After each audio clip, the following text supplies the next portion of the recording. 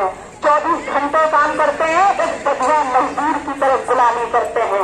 बहनों, हम गुलाम हो गए हैं इस सरकार के, हम गुलाम हो गए हैं उन अधिकारियों के जो हमसे बढ़िया मजदूरी करवा रहे हैं। बहनों, उनकी हम जो इस चिंगारी को अगर लगा दे, एक बहन अगर हमारी चिंगारी को लगाएगी, हम 10 आंगनवाड़ी को चिंगारी के सामान उठा के पैदा कर देंगे और लखनऊ में ले आना चाहिए था।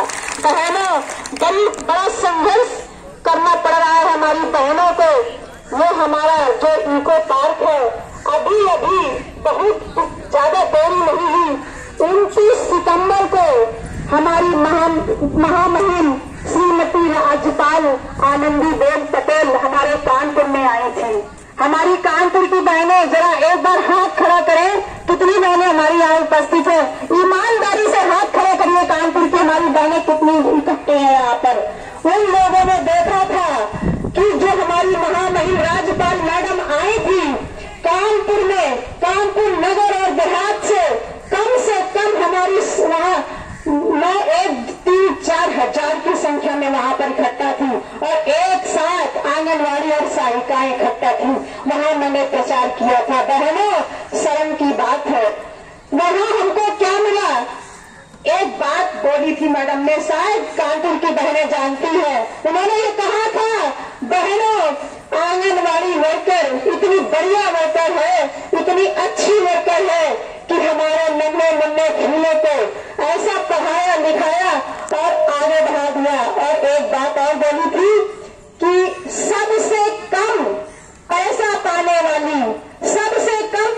पाने वाली हमारी आंगनवाड़ी वर्कर, उन्होंने ये बात बोली थी, कानपुर की बहनों को मालूम होगा।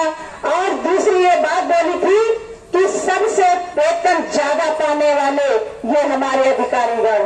कही थी बहनों बात, कही थी ना?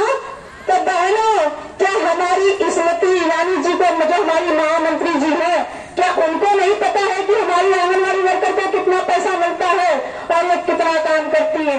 उन्होंने तुमको क्यों आप बुलाया? इसलिए आप लोगों को बुलाया था सिर्फ तारीफ करने के लिए, आपका हौसला बढ़ाने के लिए कि आप काम और लेते रहे और उसमें ज्यादातर भागी करते रहे। बहनों, क्या बताइए, मोदी जी ने कहा आप यशोदा माँ है।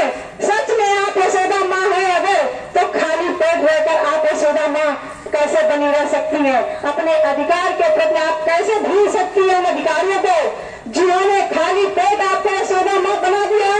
और वही स्मृति महिला महामंत्री, जो हमारी महिला बाल विकास मंत्री है, उन्होंने कह दिया 1 घंटे काम करती है महिलाओं। ये क्या आप लोग ये समझ लीजिए, क्या वो महिला नहीं है? अगर वो महिला होती और नारी शक्ति को सम्मान देना चाहती तो कभी ऐसा नहीं कहती। बहनों, ये बड़ा दुख का विषय है, क्योंकि हम गुलामी कर रहे हैं।